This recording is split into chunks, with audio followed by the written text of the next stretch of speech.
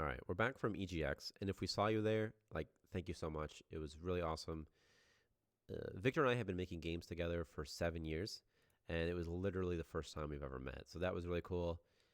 It was super valuable to be able to watch people play the game, because it's one thing to have someone play the game and then tell us their feedback, like what they like, what they didn't like. But it's not even, it's completely, it's just leagues better to just sit next to somebody and watch them play. You can see, how long it takes them to click a button or find a button, or which buttons they don't find, or if it's, if they're never, let's say, assigning beds ownership, or ownership of beds and stuff, if they're never coloring objects. Like, there's so many things that you would never think to tell us, especially if you didn't know a feature existed. You would never tell us you didn't know it existed. How could you? You didn't know. Or if it took you, let's say, 30 seconds to find a button when it should only take you 10 seconds, you wouldn't tell us that. So it's super valuable for us, and we're really, really happy. And now that EGX is over, we're going to go back to being much more consistently transparent. And just, sometimes there are things that we can't talk about. And sometimes there are things that we can't tell you that we can't talk about. And it sucks when that happens. And I don't like it. But, we're going back to being much more transparent. And honestly, I think that the least we can do is be transparent. That's my idea. If you've pre-ordered the game, or if you're following us on social media or doing whatever you're doing, that's super awesome. Like, that's so huge for us. And so literally the least we could do is just, post stuff, let us know, like, we should just let you know that we're still alive. And so that's what we're trying to do, and we're going to do our best to do a better job of it. And sometimes it's hard, because, I've spent time making these videos, I've spent time making these posts, and sometimes it's hard, but we're going back to doing it much more consistently. Okay. All right. So we're pretty happy with the amount of stuff that's in the game right now. Like, there's things like missions and quests and perks and trading, all this stuff. But what we want to focus on now is just sort of like a feature freeze, where we don't add a lot of new big stuff, at least for the short term, and we're going to work on making the game accessible and fun and fixing bugs and fixing improvements, stuff like that, before we just add more stuff. And we'll probably add more stuff as well, but not until it's fun, not until the game feels pretty good. And then we'll worry about adding new stuff, because who cares if there's stuff like, I'm just thinking of a random thing. Let's say multi-floor stations. Who cares? Who cares if there's multi-floor stations if one floor doesn't feel good? So that's where we're at right now. And so what you're going to see in probably this month is just a bunch of, sort of quality of life fixes and things like that, and bug fixes and stuff. So for instance, one of them is, so now we have this objective recap for the objectives in the basic tutorial that we have. And so it'll tell you what your goal is. And if you click on this, it'll open this to the powered section, just for example. And there's a lot of stuff to cover, so I'm going to be super brief on this. We added a nudge system, where if the player, let's say that you never ever paint objects, never do it. We'll nudge you and say, hey, just so you know, you can paint stuff. You can change the color of things. And so what we're doing with that is, I think every 3 to 8 minutes randomly, we're displaying a random thing you've never done. And you'll never see it again. We've simplified the build menu. So for instance, at EGX, literally no one ever clicked these buttons, ever. And they used to be on the bottom. So we moved them at the top, hoping that it looks more like a tab system. And hopefully that encourages people to press them. We've simplified some things, changed the order of objects a little bit. We've removed some things, we removed the other wall building button. So now you have to build foundation wall. It's the only way you can do it. Stuff like that we've done. Cosmetics are built instantly now. Just little things that we've done. And again, I'm trying to be quick here. We adjust the notification system a little bit. So notifications are things like no power, right? So if you click on unpowered object, it'll open the build menu to something relevant. In this case, it's building, wires. You click it here as well. You can also click it in the object window. And the intent here is, especially for a new player, they see unpowered object, or they see this here powered, but they might not even know that wires exist. And so they don't even know where to start. So now if they click it anywhere, it'll at least get them started in the correct direction. And that's the intent. We've also, and you might have seen it, by the way, we added this build advice. So the idea here, up here, see? So now when you click on a floor, it'll tell you, hey, hold and drag to build multiple. It's basically the sort of things that if I was next to you, it's what I would tell you. to do. So, and these are randomized as well. So like build foundation, don't forget to paint the walls. And then if I click it again, it might say hold and drag to build entire rooms. And these can be different for different objects. Like I think doors have an advice that's like atmosphere will flow between rooms when the doors are open. Just stuff like that. Stuff that you probably wouldn't know unless we told you or if you played for a while. And again, the intent here is just if you're new, just a little thing. Let's say, hey, just so you know, you can do this. We've adjusted, I'll show you this actually. Yeah. So we added like little notifications, little like pop-ups whenever objects use power. Not power, I don't know why I said that. Use items. Oh, by the way, we also changed the color of wires. So previously when you had power, it would turn green, and now it turns yellow like a light bulb. But let me show you this pop-up. I just have to add OR to this bad boy real quick.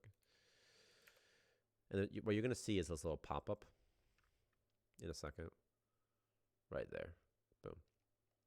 And so now just as a player, you understand when the stuff recycles. And if I were to, well, you won't see it. And the intent here really is just to show new players that an item or something was used, especially for something like a generator that can use fuel from a fuel tank.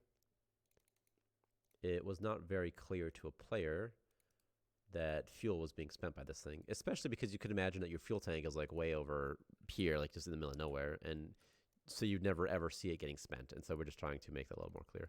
You also get a notification, like a pop-up, when stuff is created as well.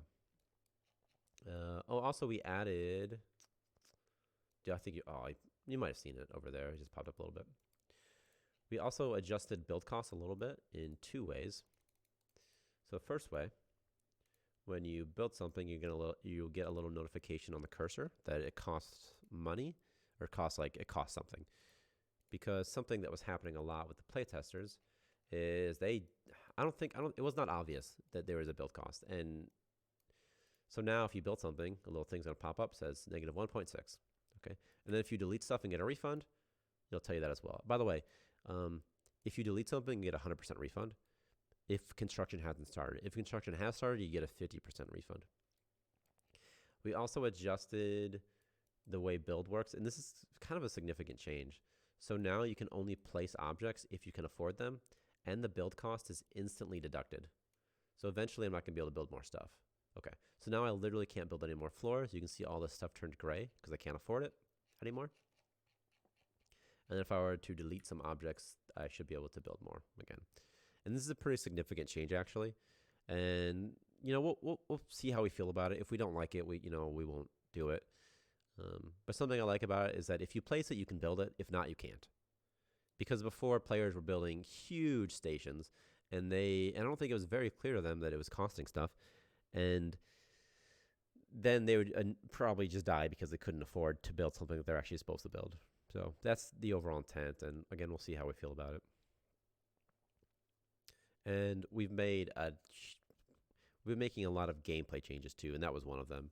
And in general, we're trying to simplify things. And I guess like one of our driving rules is that micromanagement should be present for players, but it should never be forced on them. And so one of the big changes we've made is in morale. We've super simplified morale. So I'll show you real quick. I'll just pause this so he doesn't do stuff. So before, morale was super complicated, and even I really didn't have a good grasp on it. And now we've broken it up into 3 categories, and these are sort of tentative. But for now, it's freedom, safety, and social. And the actual morale is an average of these 3 values. And so social would be things like talking to friends. Safety would be things like if they get hurt, if they see broken objects. And freedom is stuff like free time and having fun. And the intent here is that if you click on a colonist with low morale, you'll be able to have a much better gauge on what you're supposed to do. So if you click on a sad colonist and they have low social, then you'll understand, oh, okay, this person isn't seeing their friends enough, or maybe they're seeing an enemy too often. Like it gives you something to start with, because previously you click on a colonist and it would say like negative 300 morale. And you don't even know where to start because there's so much stuff. Colonists do so many things, you have no idea. And so the overall intent here is to just simplify at least what's presented to the user. And also now, if a colonist has a social issue, you can't fix it by like baking them a cake. You have to actually fix the root cause. Or, I mean, you could make them a cake, like, because if the average goes high enough, you could make them a cake, of course.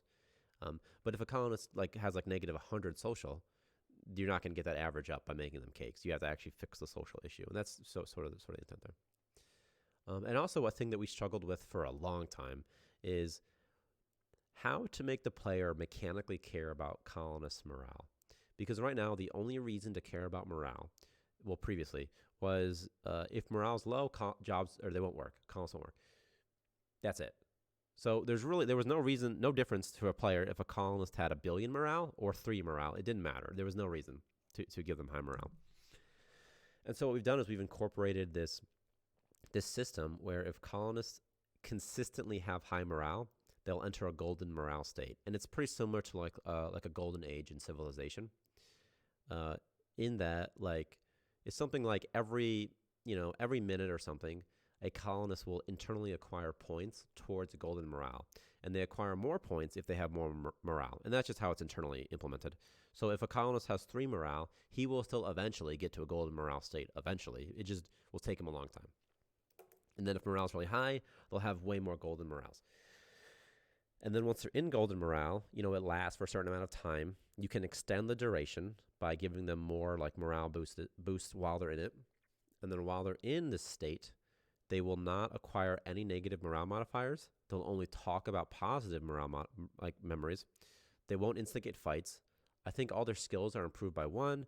They'll always work. And most importantly, they become inspired.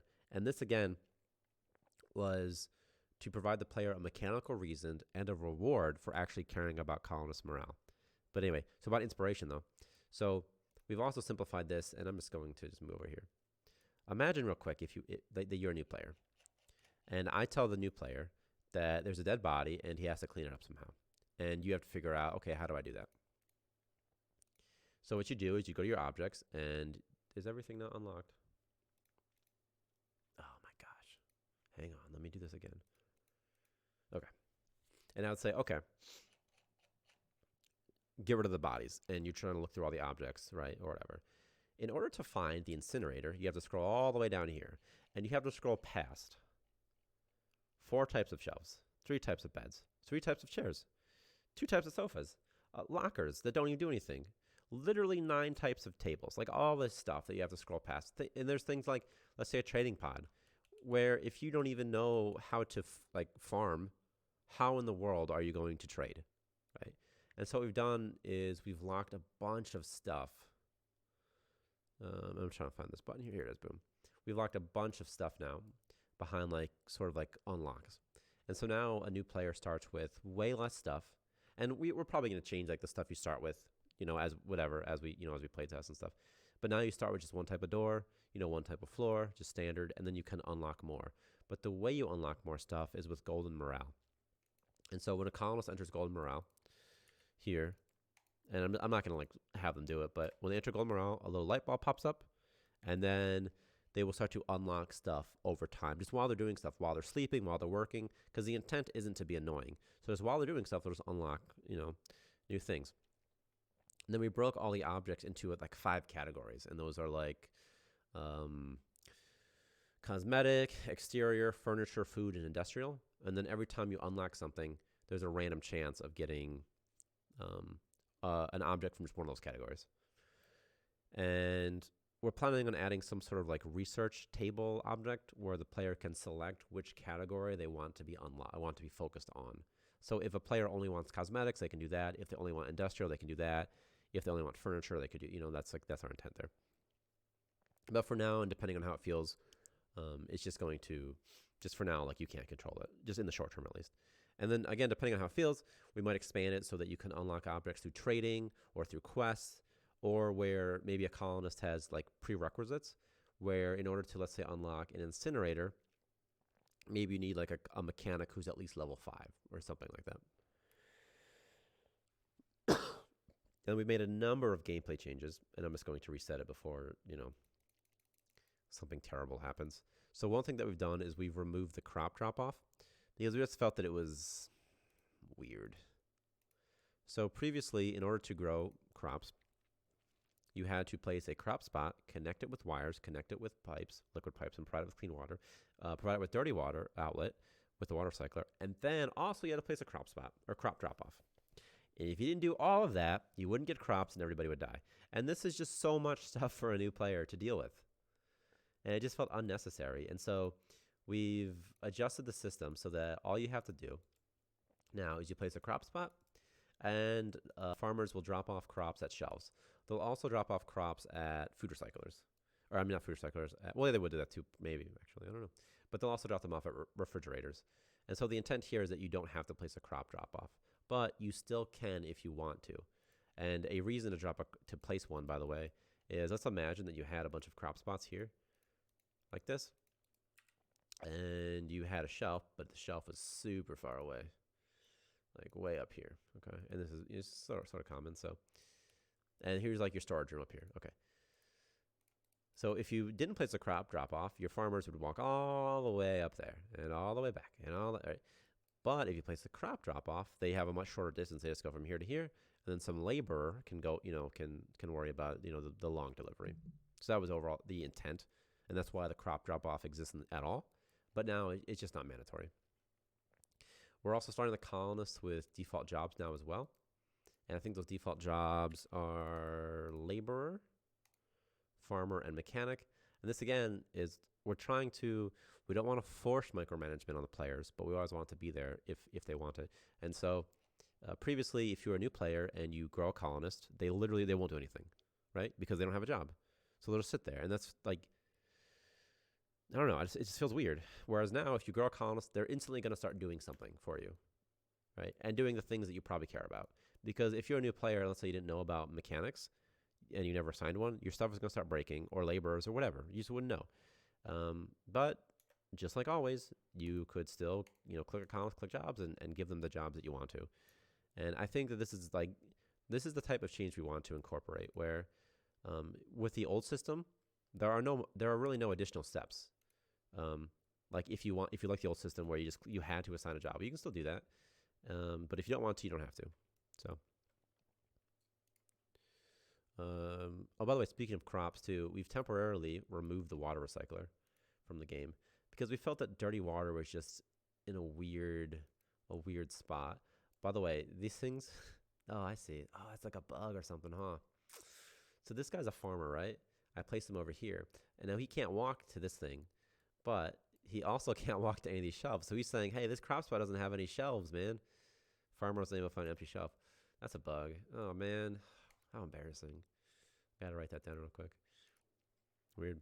But anyway, water was in like a weird spot. So especially like dirty water specifically. So the way dirty water worked is if you used the water to grow your crops, and then also from a toilet when colonists would pee in it, they would produce dirty water. You could use a water recycler to get clean water back from that dirty water. And okay, so, but also separately, you could just farm for ice and get water that way as well. So there was two ways to get clean water. So that was farming for ice, essentially mining for ice, or recycling dirty water. And here's where it gets kind of weird. So if you only farmed for ice, mined for ice, you would not need a water recycler. Conversely, if you used a water recycler, you never needed to mine ice. And so like why do they both exist? They're just in a weird spot. And then also if you only used a water recycler, you would eventually run out of clean water because sometimes crops die, sometimes colonists die before they get to pee and stuff like that. And then you would eventually run out of water, and you never learned how to get more water. And then everybody dies. And so now you have to mine for ice if you want more water. And this, again, is just a thing that we're going to play test, and we hope that it's a change for the good because it encourages players to go out. Because honestly, before this, ice was just a junk resource. It didn't even need to exist. It was awful. But at the same time, you need some way to acquire more water. So ice has to exist, right? So we're hoping that this, will make it a little simpler. And even worse, with the water recycler, it was just one more object that a new player had to place. And so hopefully that's good. Another system, too, related to food is if you're a brand new player, you have a bunch of things to worry about and learn. And that's things like, life support, so atmosphere. And then you have to learn about wires and pipes and all this stuff and biomass and growing colonists and feeding colonists. And let's say a feeding colonist. In order to feed a colonist, you need to have a farmer, right? And so what that means is that The only way to even start learning about how to acquire food for a colonist is to grow a colonist. And colonists have a whole new set of things that they require, you know, like needs and morale and jobs and relationships and all and jobs, or rest of jobs already, but all that stuff. Okay. So before a player could even start figuring out how the heck the food system works, they had to grow a dude. And it just seemed overwhelming to a new player. So what we're playtesting is we've added a passive source of biomass. This doesn't require any colonists at all, and it'll generate one biomass very slowly. Something like, I think like one every minute right now is the current value, and that value is probably going to change, over time. Like this. And the intent here is that, we have a rule for our tutorials, and that is that you should teach a player to fish instead of giving them a fish, right? Because in the current builds, you guys are always started with a bunch of biomass, but you never have to learn how to get more biomass. So if you run out, too bad. And at the same time, getting biomass is freaking weird because you have to grow food and recycle food. So let's just take a step back. In order to get food or to get biomass, it's done the same way. And so you have all these things happening at once: feeding colonists, assigning jobs as a farmer, right? Placing crop spots, placing water cyclers, connecting all that with pipes, and then somehow figuring out how to feed people. It's just so much stuff. Whereas now, we're going to start you with 0 biomass, and we're going to force you to grow, to produce more biomass so you can grow your first colonist. And then also, you'll be able to place this food brick factory to automatically make food for colonists without requiring any colonists. So we just want, we're basically forcing the player to learn how to grow biomass before they worry about anything else, right? Before they can even grow colonists, they're going to learn how to do it. And then another small change we made, by the way, is we adjusted bed ownership specifically. So previously what was happening is whenever a colonist would sleep in a bed, they would they would own it basically, and then no other colonists could sleep in it. But what that meant is that if you had one bed and 3 colonists, only one colonist would ever use that bed, even if no one else was sleeping in it. And this just felt weird. And so now they no longer automatically own beds. But again, if you want to, you can still add an owner if you want to, and then that'll just be their bed. So, and then we probably did other stuff too, but nothing super important. By the way, I've improved performance of saving as well. I guess I did it, but I incorporated some multi-threading stuff on the back end for Starmancer, and it's not like a catch-all. Like multi-threading isn't always going to make things necessarily faster or whatever, but in this specific case, what I've done is I'm multi-threading saving a little bit, and so saving performance is something like 10 times faster, maybe a little bit faster. So, we did a bunch of small little performance improvements. I think that placing objects is a little bit faster too, like placing a bunch of stuff, placing a bunch of floors is a little bit faster. It used to freeze up. It still does a little bit, but it's still faster than it was. So a little boring stuff like that. All right. So how long is this? All right. It's been 23 minutes, which isn't too bad. So if you watched, for all you people who do know about Starmancer and do support, it really does mean a lot to us. I mean, this game was just made by 2 people. And, we don't have, I don't know. But anyway, it just really does mean a lot to us. It honestly does. And so thank you so much for watching this. And we're going to do our best to go back to being much more consistently transparent with everybody. So, but thank you so much for watching. And I guess, bye-bye.